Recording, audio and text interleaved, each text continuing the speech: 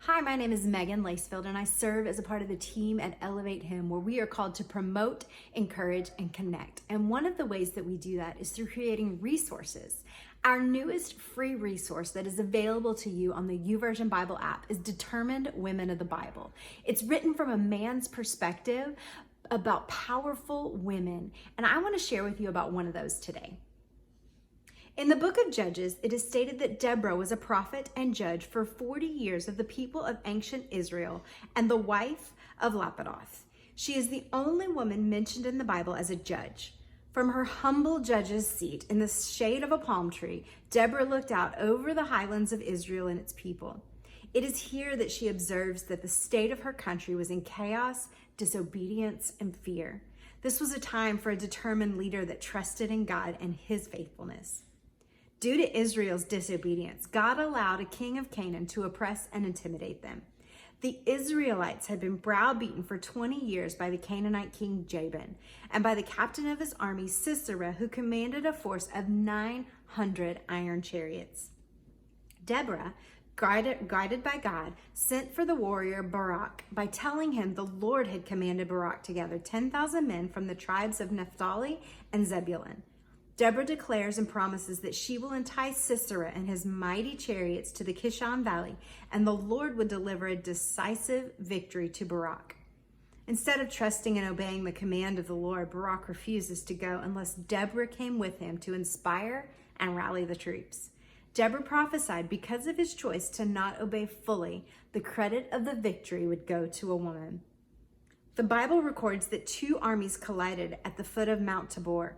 God sent a heavy rain that caused the Kishon River to sweep away many of General Sisera's men.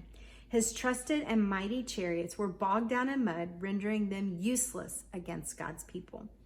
Barak and the Jewish people pursued the retreating army and killed all of them. Not a man was left from Jabin's mighty army. Sisera deserted his army and fled for his life, only to find a hiding place in a woman's tent by the name of Jael.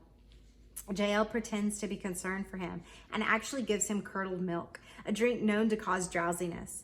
Jael promises him that she will stand guard while he rests safely in her tent. Once asleep, she drives a tent peg into the general's temple, killing him. In a short while, Barak arrives only to discover that Deborah's prophecy was true. The credit of the victory went to a woman. Thanks to Deborah's faith and determined leadership, the land enjoyed peace for 40 years. Her boldness came from trusting not in herself, but in God. And in what areas has God called you to lead?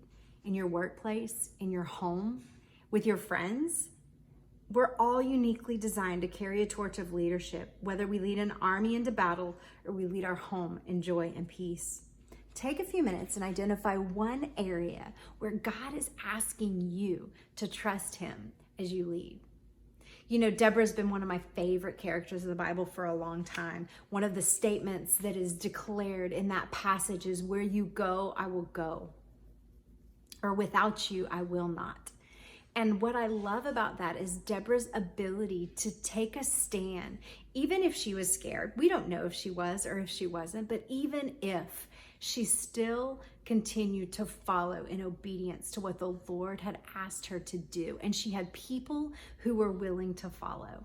No matter whether your people are 48 inches tall or 6 feet tall, it doesn't matter. You are a leader called to lead. Ask God, what are those areas, and walk boldly in those today.